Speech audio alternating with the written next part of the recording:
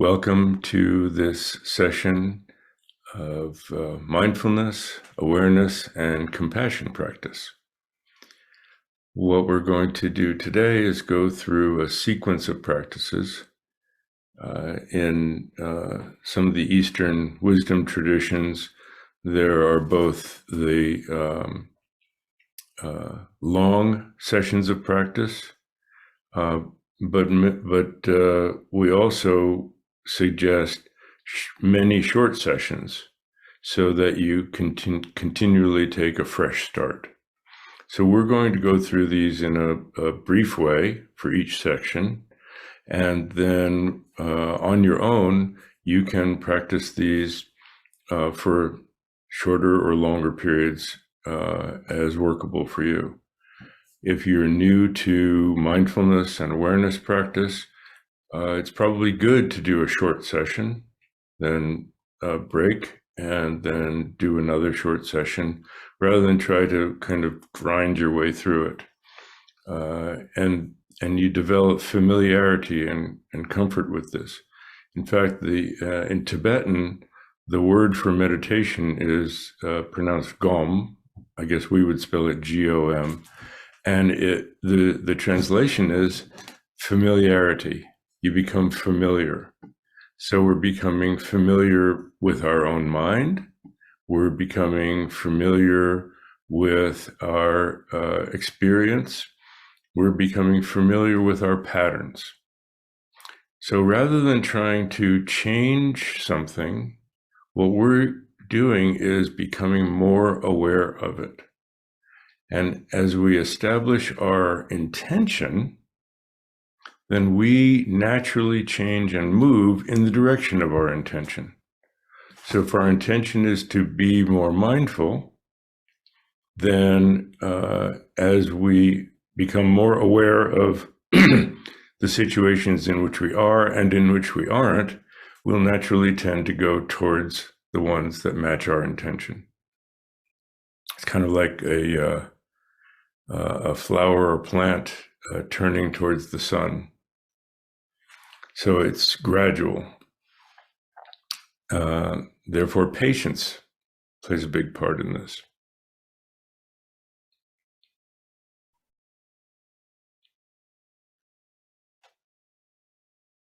One of the intentions that's an important part of this practice, especially if we are doing compassion practice, is the intention that we're not just doing these practices to benefit ourselves, but to benefit others. And so we set that as the intention at the beginning, and we do our best to stay with that intention without thinking about it. But the intention during the practice is to stay focused as best we can on the practice, which also includes, if the mind wanders, knowing how to return it to our intention for paying attention. And then at the end, we reiterate the fact that we're doing this not just for ourselves, but for others. So I'll go through all those stages with you.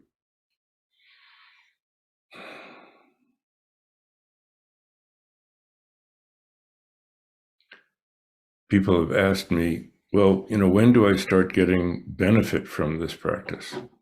And I explain that the first period of time that you sit down, if you sit down and work with this for 20 minutes, or the 45 minutes that we're going to do, that's 20 minutes in which you've taken yourself out of circulation. So you're not getting into the same habits that cause trouble for yourself and for other people. So there's an instant benefit. And beyond that, you start to recognize your habits and be able to choose and be mindful. When we don't have space around our experience, when we don't have awareness of our experience, then everything's a knee-jerk reaction. And the habits just continue, and often negative habits even reinforce themselves. But when we have space around it, then we have a moment of choice. We can choose to go ahead, or we can choose to refrain. And that's why awareness of our experience, our thoughts, our speech, our actions is so important. So to begin, it's good to take a good posture. Excuse me.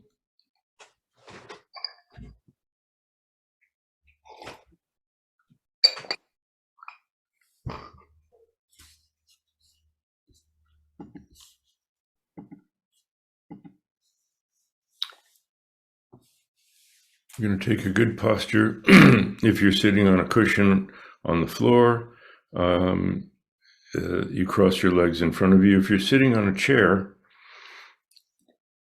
your feet can be flat on the floor about hip width apart. But if your legs are long or your chair is low and your knees are above your hips, it puts a little bit of a strain on your back. So it's good to gently cross your legs near the ankles in front of you so that your knees get a little bit below your hips. Want to sit up straight, like we did in school when the teacher would say, sit up and pay attention. So we're upright but not rigid. If you're able to, it's good to not be leaning back against anything. And we want to be sitting straight up and not leaning one way or the other. And a simple way to test this is not bending at the hips, but tilting at the waist. Just go gently from side to side until you find the place where you're not tilted to the right or tilted to the left. You can't say what center is, you can just say what isn't right and isn't left, and that's what center is. We do the same thing forward, just gently, a little bit, forward and back, till you feel like you're leaning forward, leaning back, then less and less and less until neither forward nor back, neither left nor right. Let your arms just hang from your shoulders, straight down along your sides. Leave the elbows where they are and swivel your hands up so that they're palm down on each respective thigh. They'll probably come down just behind your knees so that your shoulders aren't rolled forward. Now, we spend so much time in these times on computers, there's a tendency for our shoulders to get in the habit of rolling forward. So you may want to have just a gently pulling them back, pulling your shoulder blades together a tiny bit. Everything's very, very gentle. As one great golf teacher once said, when I tell you to make an adjustment, when I tell you to take an aspirin, I mean one or two, not the whole bottle. So little adjustments are the best. We want to feel that our back is firm, but our front is soft and open. That way we have a feeling of open heart. If our chin floats up, we get spaced out. If it tilts down, we get sleepy. So we want to gently feel that the back of our head is straight up and down, matching our spine angle. The spine curves, but basically we're in the centered position of up and down. And when the back of our head is straight up, the chin comes in naturally. I'll turn sideways so you can see. So this is how we sometimes sit, and then we get like that. But if we sit up and extend up, the chin comes in naturally.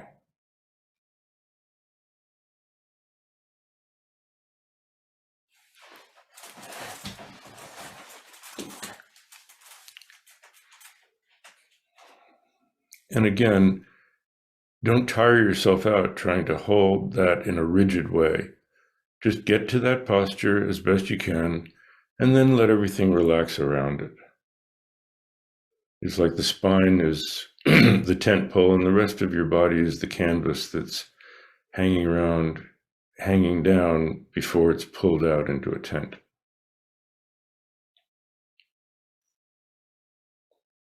The first part of this practice we do with our eyes closed to get ourselves settled and grounded.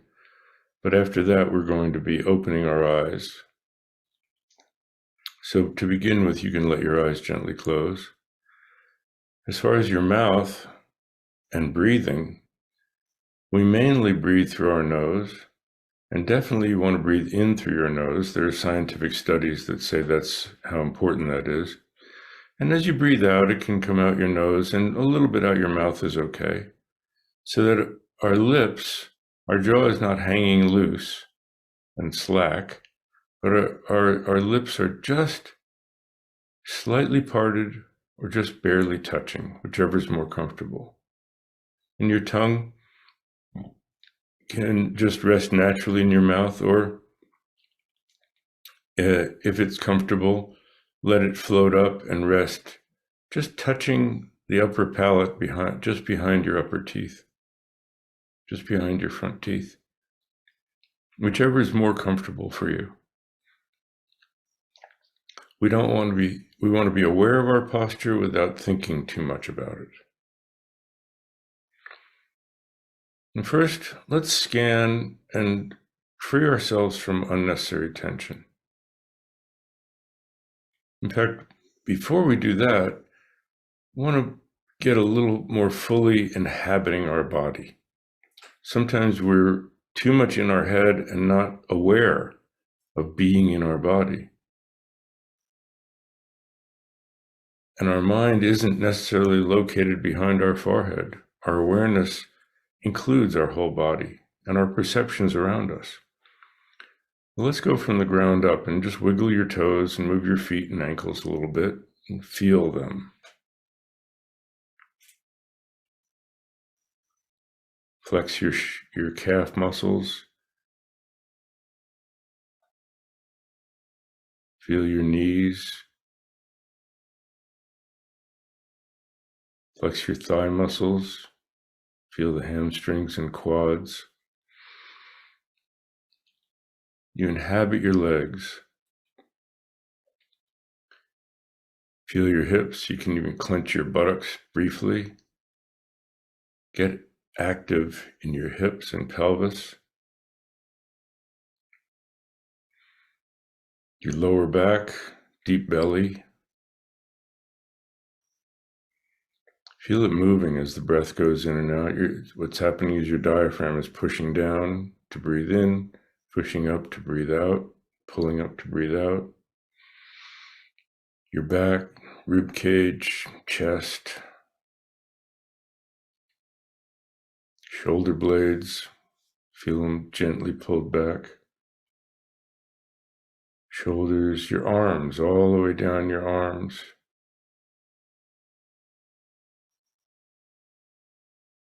Wiggle your fingers.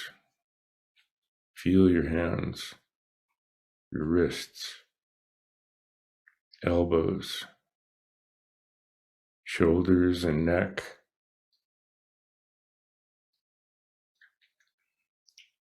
Move your neck a little bit. I get a couple of Rice Krispies in there.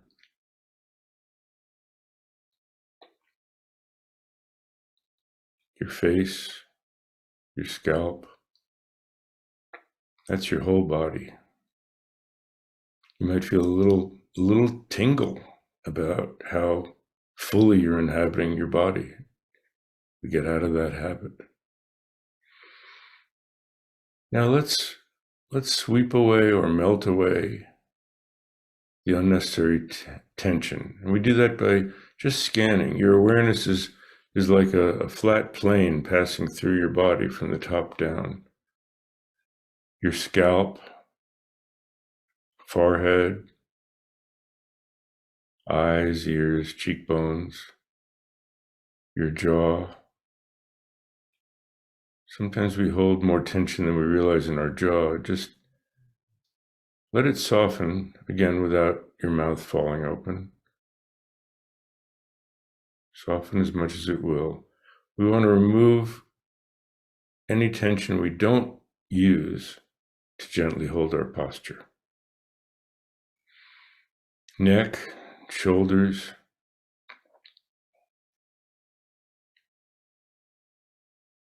You may not be aware of how much tension you have in your shoulders. We'll tune into that by exaggerating, intensifying, and releasing. So actually raise your shoulders up towards your ears. They may be closer than you think. And tense them for 2 or 3 seconds, and then just let them fall. Don't push them down, just let go.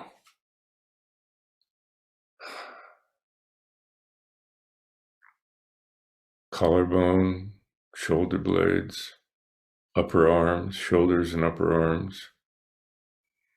Let the tension flow down and out. Chest and upper back, rib cage all around, solar plexus, lower back and deep belly. Again, maybe more tension than we realize in our deep belly. We're clenching a lot of the times. Deep belly, sometimes all the way down to the perineum. Just soften. Let the tension, let go of that tension. Now you may feel that softens or degrades your posture. So feel that balance of upright posture, but deep belly softened.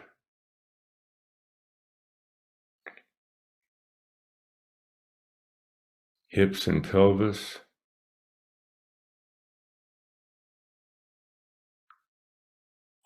Thighs, forearms and hands. Just let the tension all sweep or melt out. Knees, calves, ankles and feet.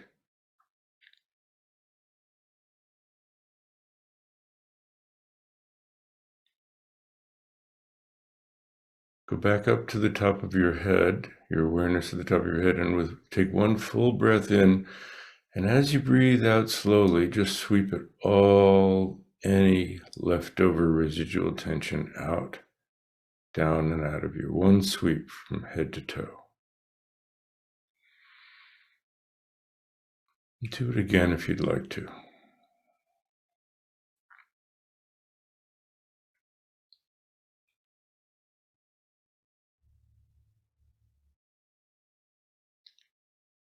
As we did for activating and inhabiting our body, we want to move our awareness out of our head and more into our body.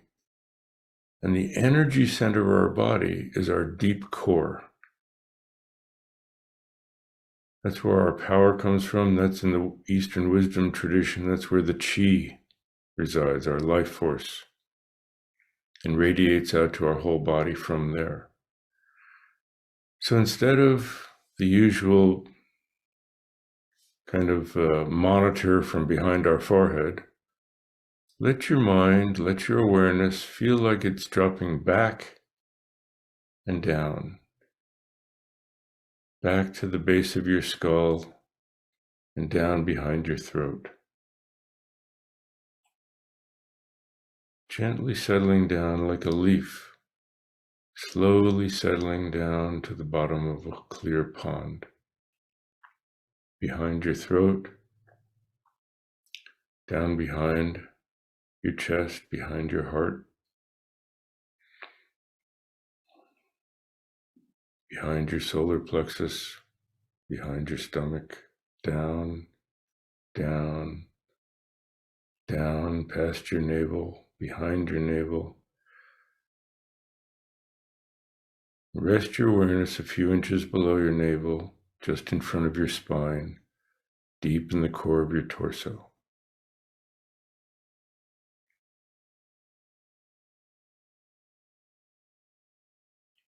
You can be aware of the gentle movement as the breath goes in and out.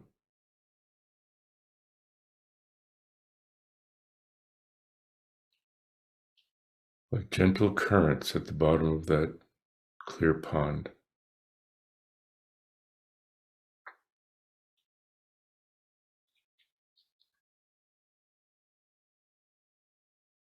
Rest your awareness there. And feel your weight sink down. We're so ready to do things and move. We're like perching on our seats. Sink down. Breathe out. Sink down. Breathe out.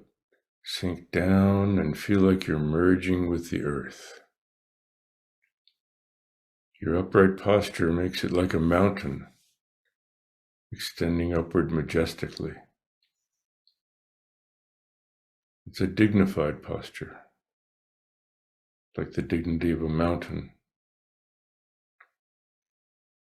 rooted in the earth, pointing to the sky. Let your breath come and go naturally. Be an observer more than a director. Sometimes stronger, sometimes softer, like the wind. Let your mind be open, like the sky. Whatever passes through it, thoughts, feelings, emotions, let them come and go like clouds, like birds that don't leave a trace. Body like a mountain, breath like the wind, mind like the sky.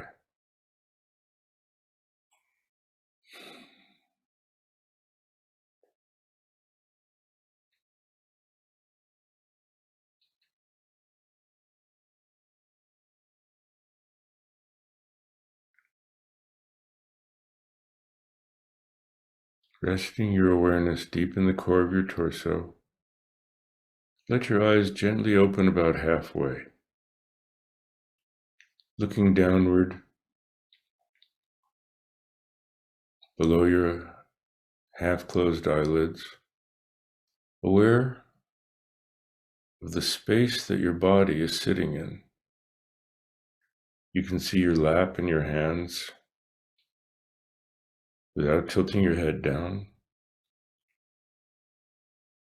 And rather than you don't move your eyes so they're looking in a particular direction, but rather than grasping onto the spot that you're looking at, just soften your gaze and feel like you're looking at the space that you're sitting in, rather than the end point of your vision.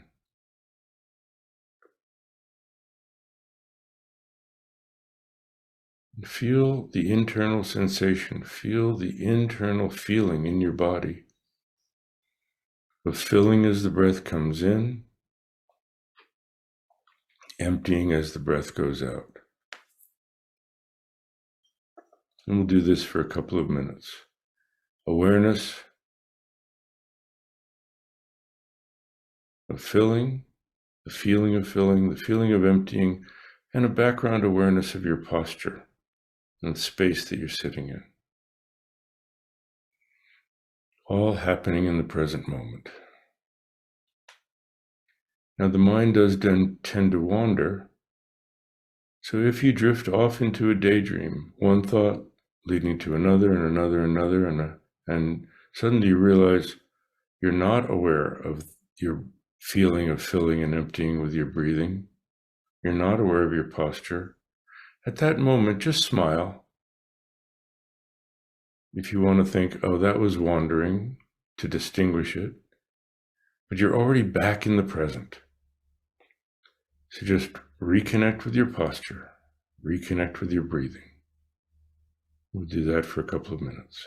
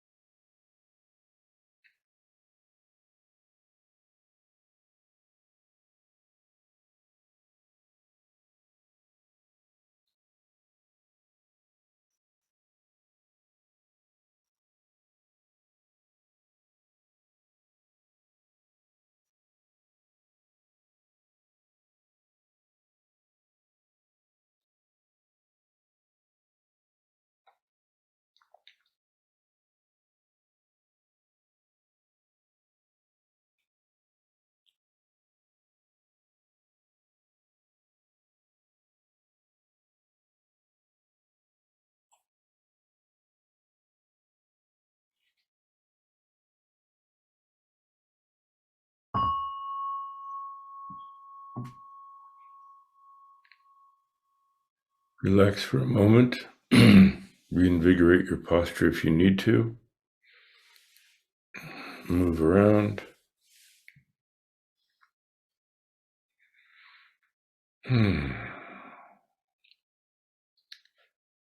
Now return to that good posture and open your eyes further, looking straight out ahead of you. Again, soften your gaze. In fact, soften it a bit extra. Open up to awareness of your full peripheral vision. If you soften your face muscles, let your eyes open. Without moving your eyes, looking straight ahead, your awareness can take in a bigger field of vision, far to the left, far to the right, above and below.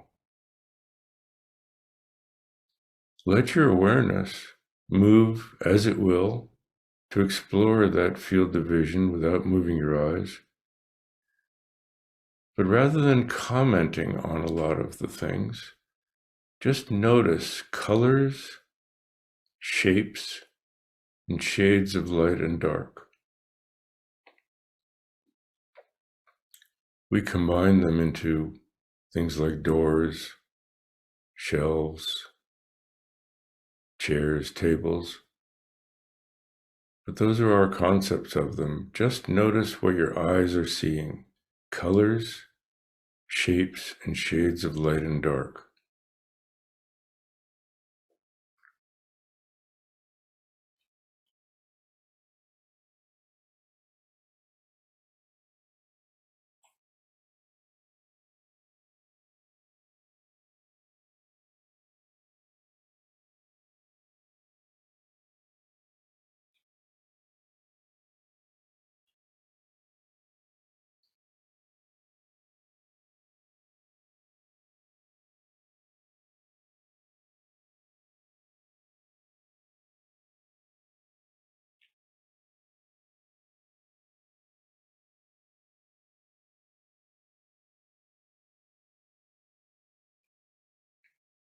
Now, leaving your eyes open, shift your attention to hearing.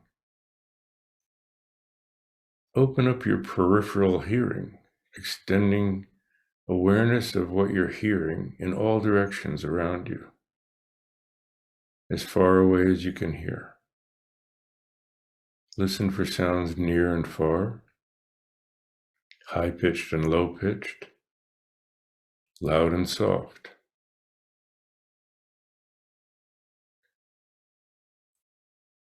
Again, a label may come to mind, but there's no need for commentary on it.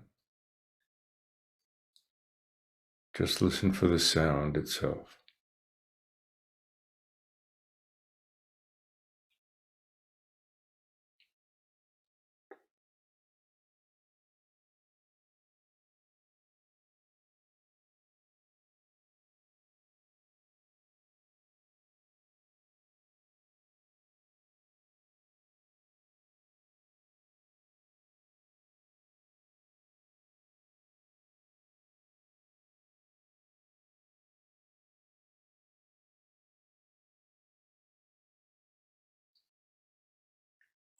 How does the sound feel in your ears?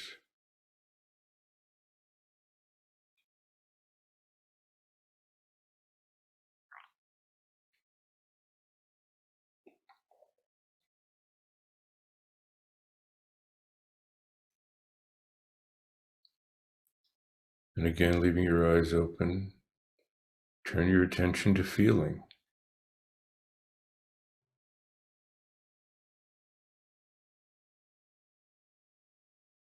Feel the air on the skin of your face and hands.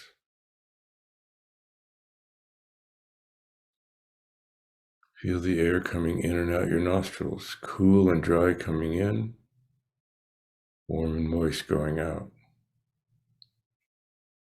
Feel your posture, your body, where there are little aches, pressure of your sit bones on the seat, feet on the floor, the cloth or skin under your hands.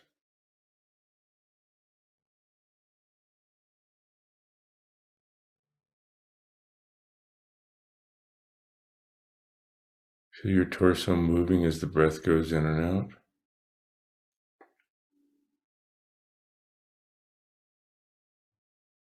Can you be aware of your heart beating? Feeling it either in your chest, fingertips, your wrists, your neck.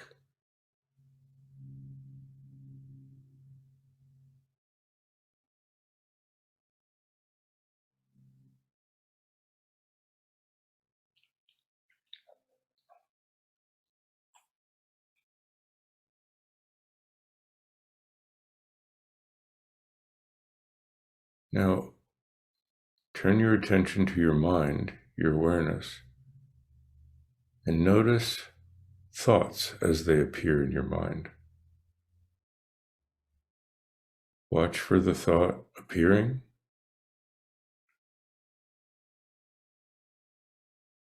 and disappearing, and another thought arising, like waves on the ocean.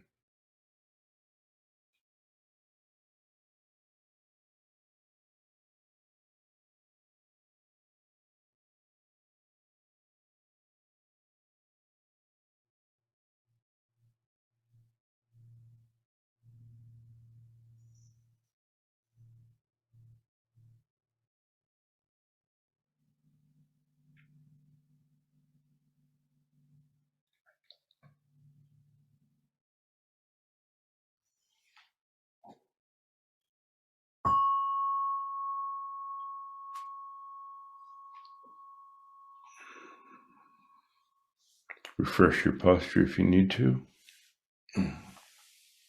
Let go of any of the sense perceptions. Close your eyes for a moment. Open your eyes again.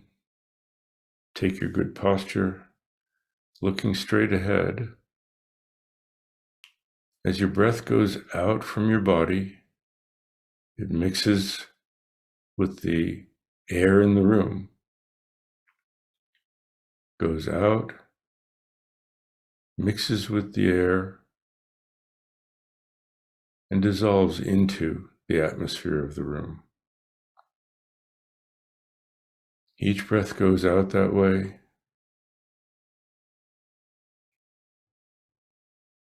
mixes, and becomes part of the atmosphere.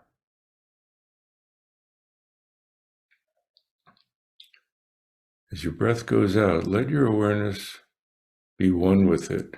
Go out, let your awareness open and mix with the space in the room. And then just rest and let it be part of the space. Your body will breathe in by itself.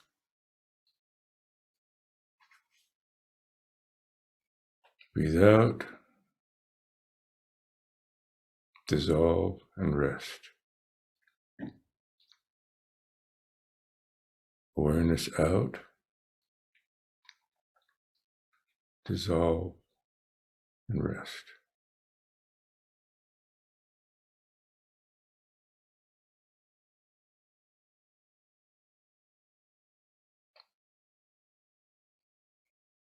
You don't have to think those words. It's more a feeling of opening out, letting go, and resting in the spacious openness.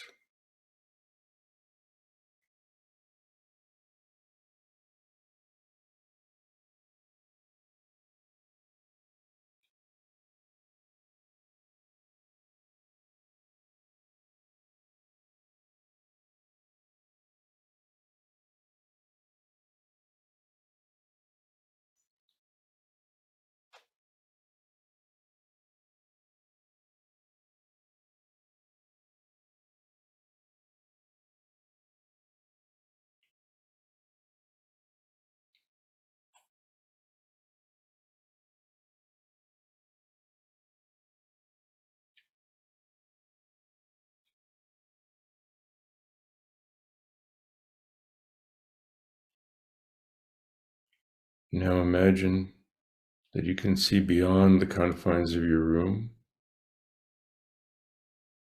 out to the sky.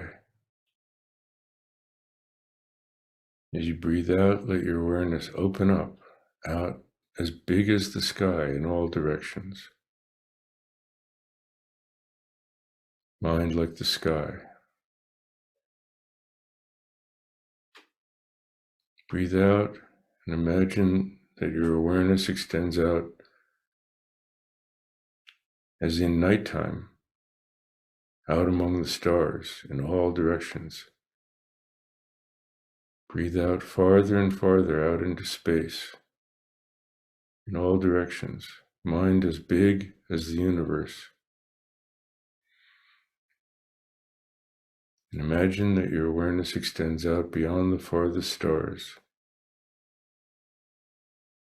Rest in that infinite openness.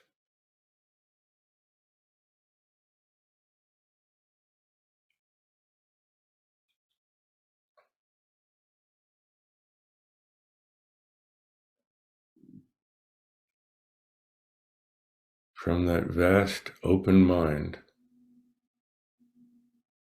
realize that within that vast space, under the sky, all beings share the same desires, the desire for happiness and the desire to be free from suffering.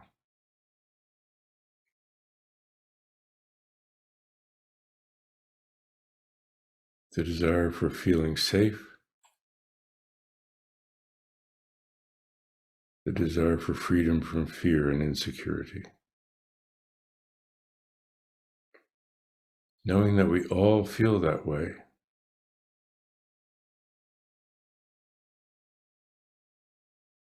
rouse an open heart of caring and kindness.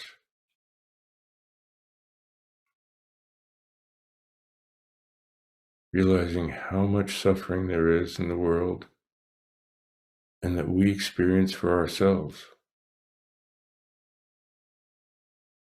And the cause of suffering, so much attachment, so much aversion or hatred, so much ignorance.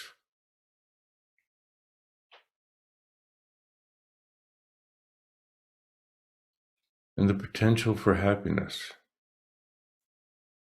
the warmth that's there in anyone's heart. Even vicious animals have love for their young.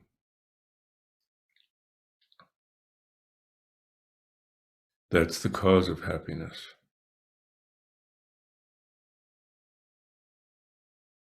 So as you breathe in, imagine that you're taking from yourself, from all parts of yourself, and breathing in to the center of your being at your heart level. Your open, tender heart takes in your own suffering and the causes of your suffering and transforms them into kindness that radiates out to fill your being with kindness and love, warmth.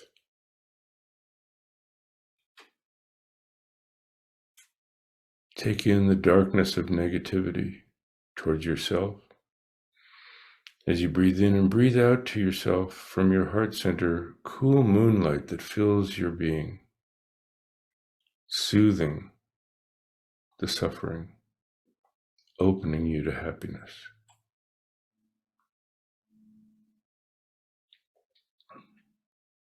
And with that warm and tender heart, you can do this with your eyes open or closed as you wish. Imagine in front of you one or more of your loved ones, family and friends, people that are close to your heart. And think of the suffering that you know they're going through, and imagine that as you breathe in, you take that from them. You relieve them of that suffering, gather it into that light in your heart, the light and warmth in your heart, it transforms and radiate out that cool moonlight of kindness that fills their beings with peace, health, and happiness. Take away their suffering and the cause of their suffering. Send out to them kindness, peace, and happiness. If one person comes to mind, work with that condition. If it's your whole group, that's fine.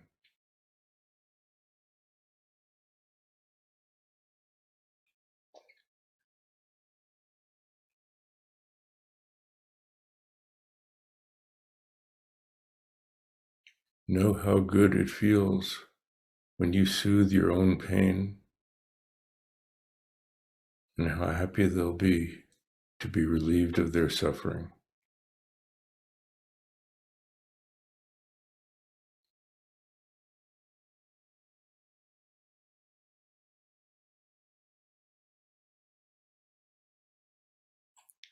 And expand that to everyone you've ever met, even people you have difficulty with. And where there's difficulty, include yourself.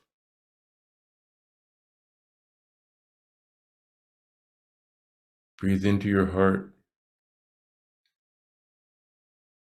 the negative feelings that causes so much suffering on both of your parts. Breathe out to yourself and the other freedom from that, relief from that. Patience, acceptance, forgiveness. Breathe in negativity, breathe out patience, acceptance, and forgiveness to yourself and others.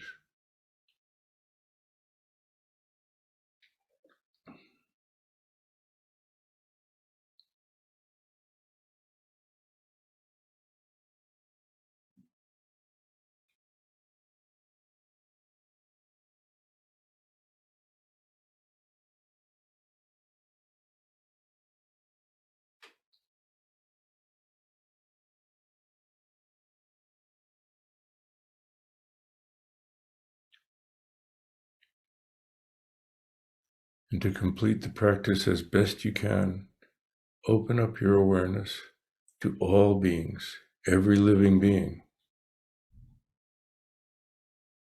humans and animals, insects.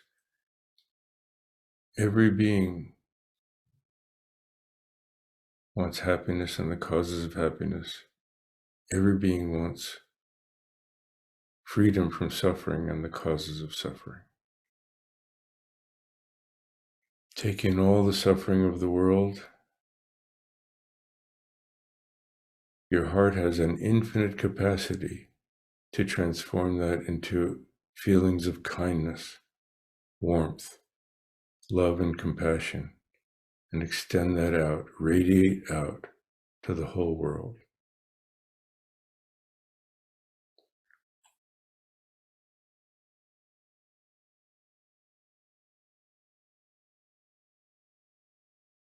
Breathe in and feel how much pain and suffering there is.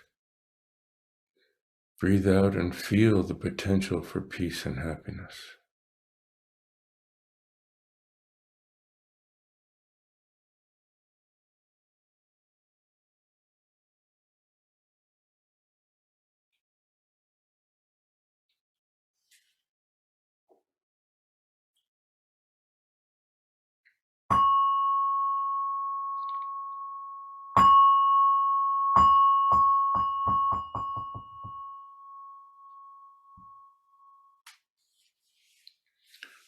Now let go of what you're imagining. Come back to your body. Come back to your breathing.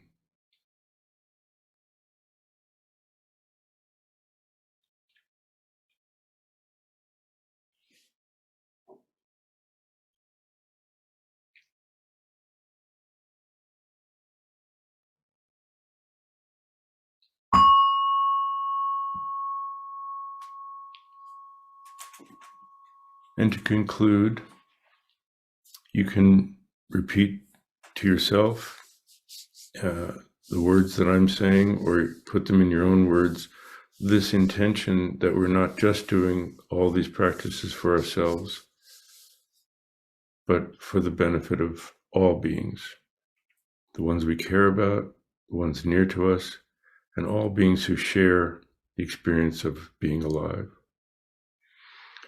May the practice we have just done be of benefit to others,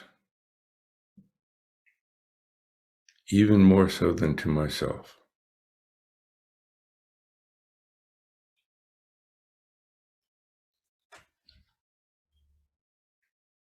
Thank you, and that concludes our practice session.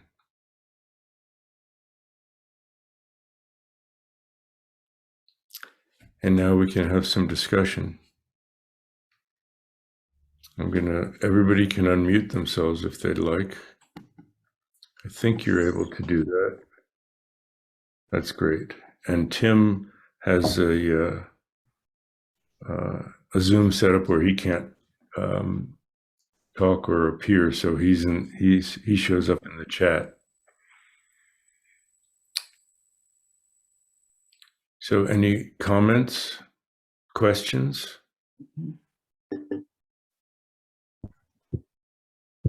I have a question on, goes back to the beginning and the question of posture. This is my first session participating in, and I'm kind of thinking about whether there is an ideal posture to, to perform the practice. Yeah. Yeah, there is. Basically, I gave that to you. Yeah. I was thinking more of this, the sitting on a chair versus sitting on a floor.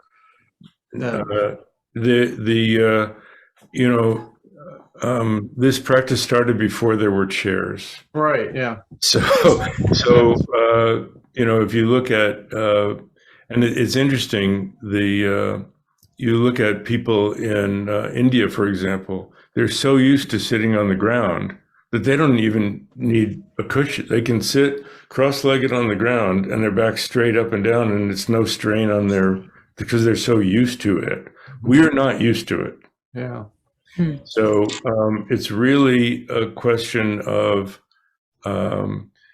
traditionally when you get into yoga and things like that, they're talking about full lotus posture and stuff, but you'll break your knees for most of us. If you have any gray hair like me, if you haven't done it for most of your life, it's not going to be easy on your legs.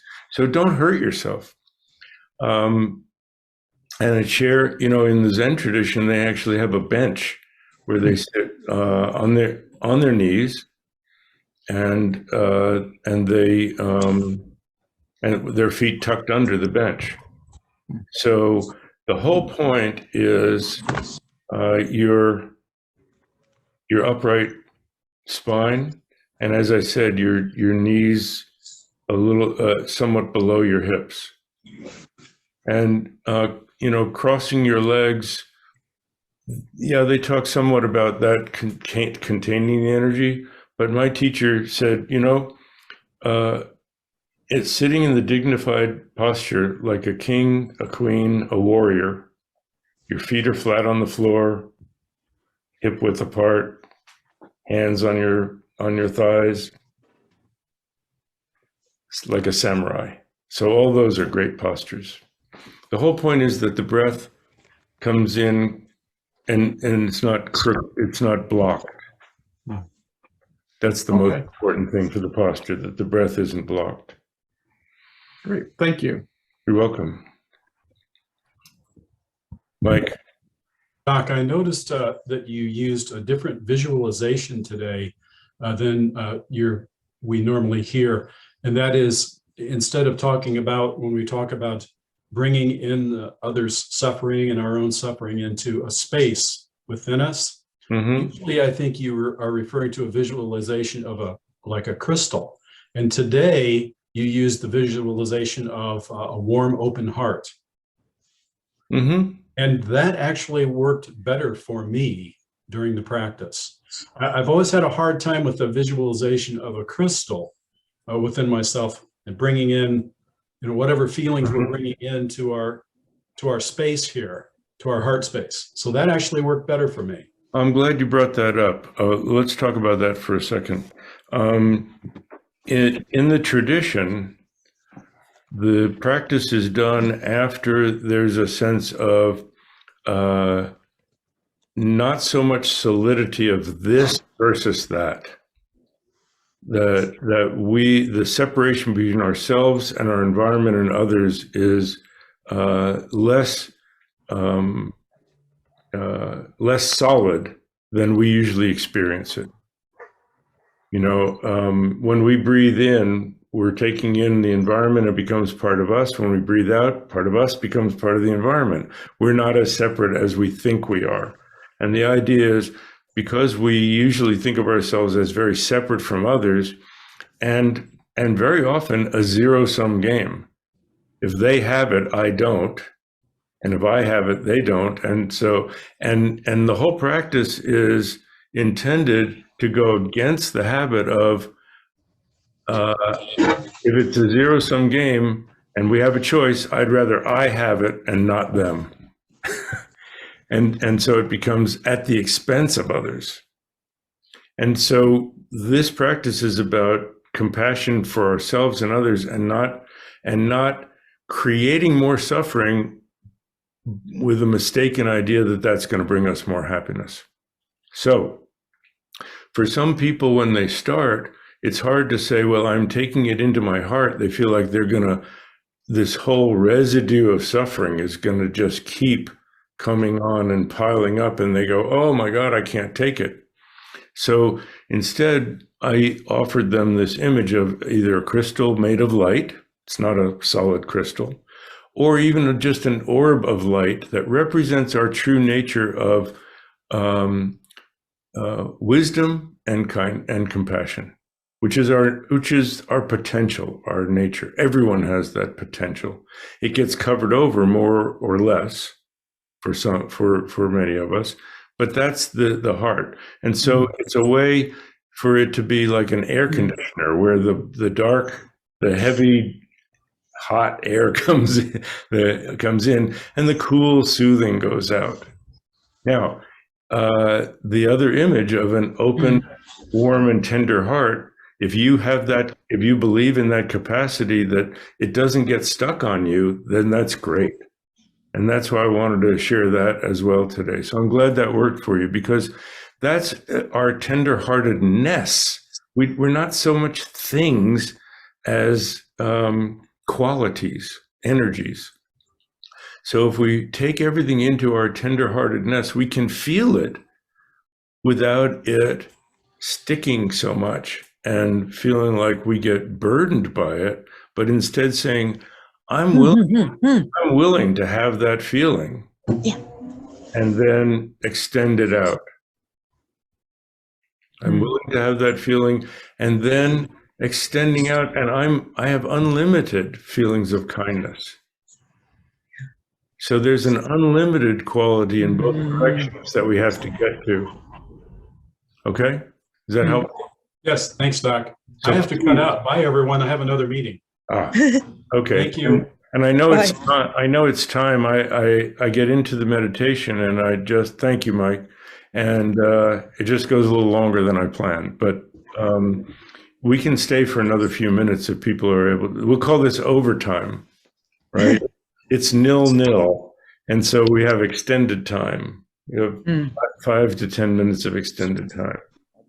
That's from soccer.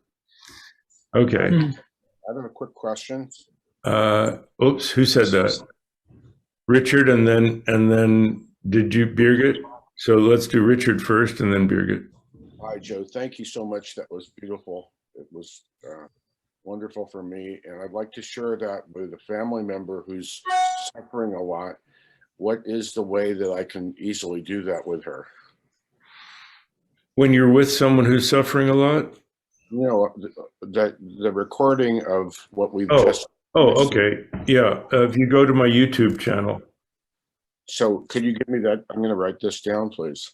Yeah, let me find it. Hang on a second. Okay. My YouTube channel, well, you just Dr. Joe Parent, but I'll get the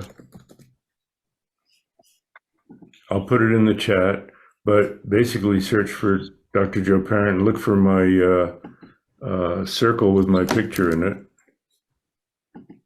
And then it'll have there are the playlists. This is it. And you'll see the mindfulness playlists. You see all my playlists, including reading from my Winnie the Pooh book. But it's pretty easy. Go to YouTube and search for Dr. Joe Parent and it'll show up. Thank And you. then drjoeparent.com. That, you know, I wish I had a shorter one, but everything shorter than that was already. Yeah, I'll be able to do that. Thank you. There you go. Birgit. Yeah, I just wanted to quickly share an experience. The last time we talked about, or somebody brought up how to deal with disturbing emotions or disturbing Yes. so I had this experience. I'm a classical pianist, and it was a weekend.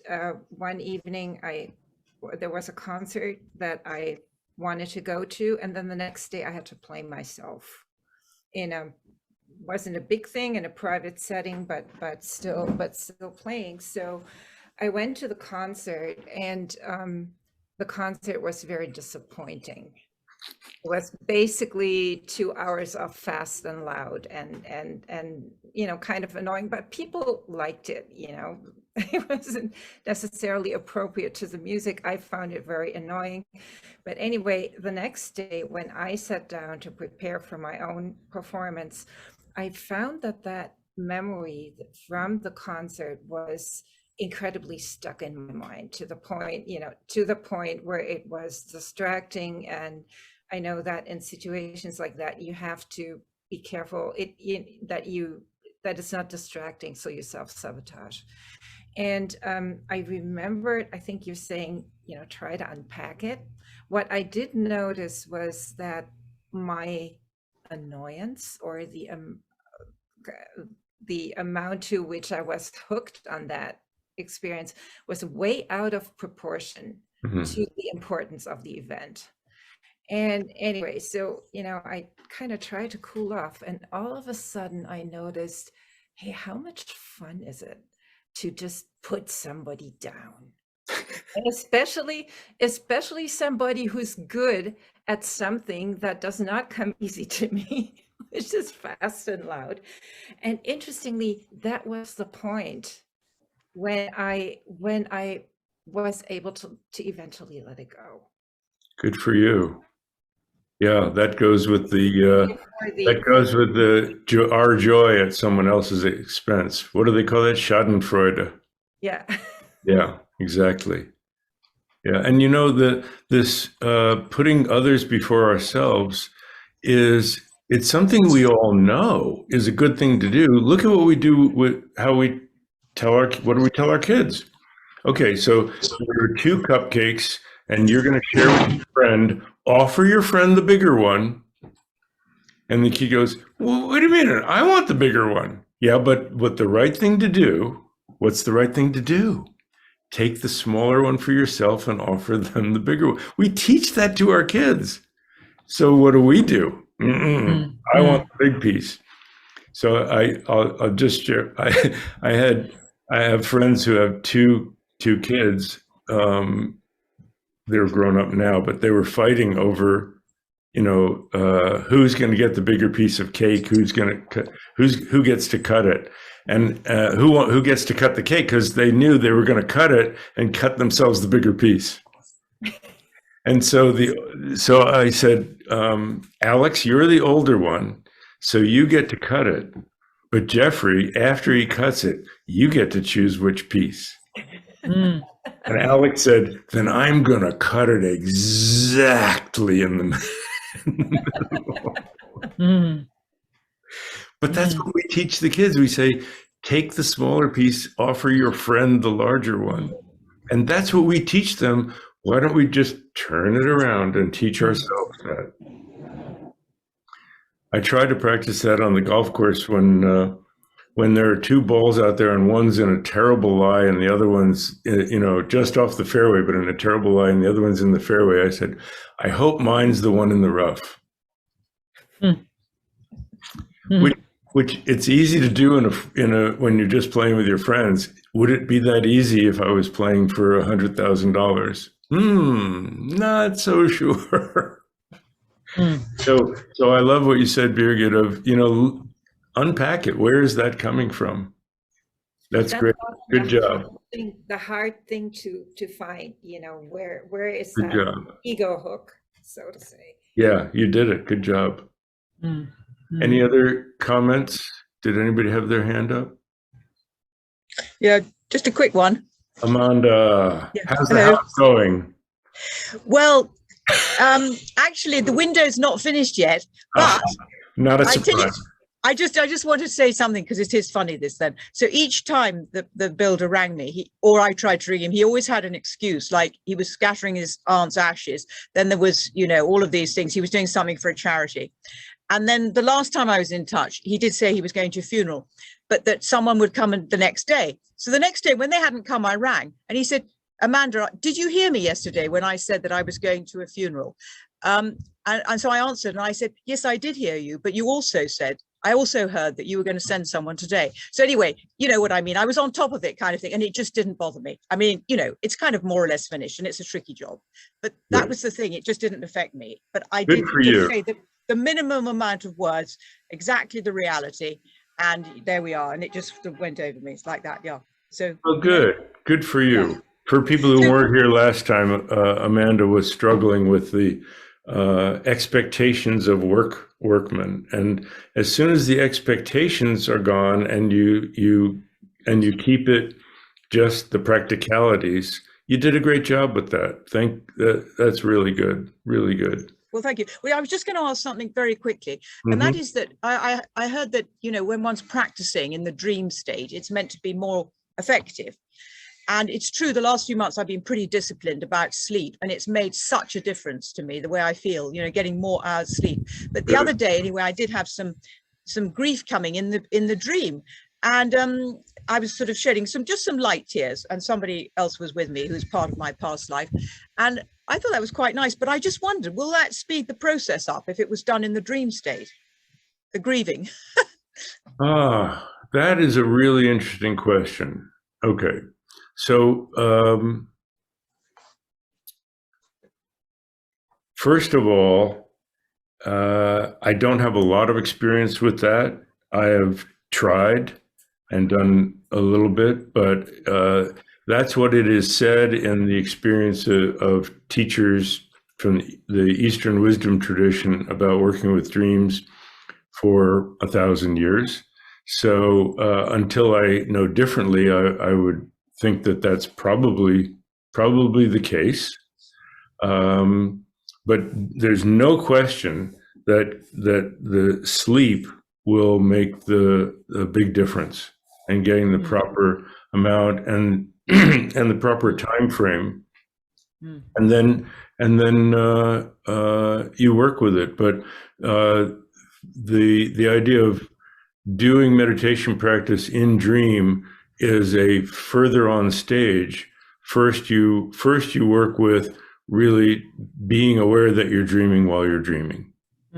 And when you do that, then you look into your habits and say, oh, why did this come up in my dream? That's interesting. What am I attached to? What do I have aversion to? And then you can say, okay, what do I need to work on? And that's what I'm going to meditate on. So it's a sequence of things. So start with trying to be aware that you're dreaming while you're dreaming. And before we go too far, I missed, Tim had asked a question earlier. It was very peaceful and relaxed. It would be great if we could all retain the state permanently. Do you think that is possible?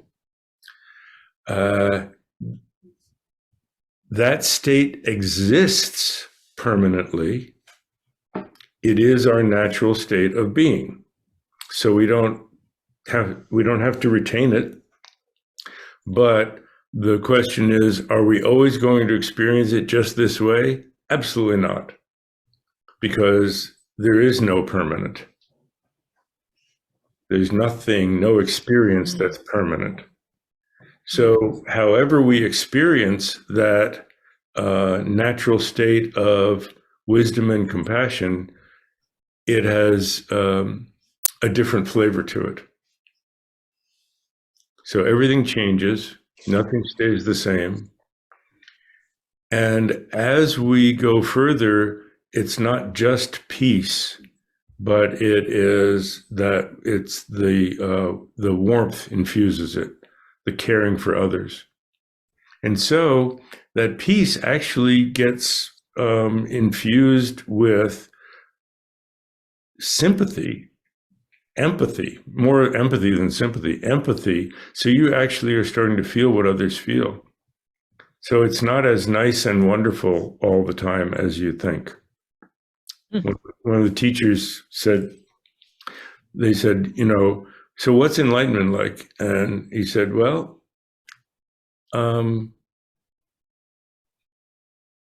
you might be disappointed. Because what my teacher said was, you start to acknowledge the burden when you can see clearly how painful it is to see others not be able to see clearly. And then your heart breaks. And it's that broken heart that lets you be a genuine person. So thank you, everybody. Thank you. Thank you for that question, Tim. And I think it's time. So I don't like to leave, this part is also can be a benefit to ourselves and others. So we can say that to just say it to ourselves in whatever words you want, and then we'll say goodbye. Okay, whatever. Everybody's kind of maybe.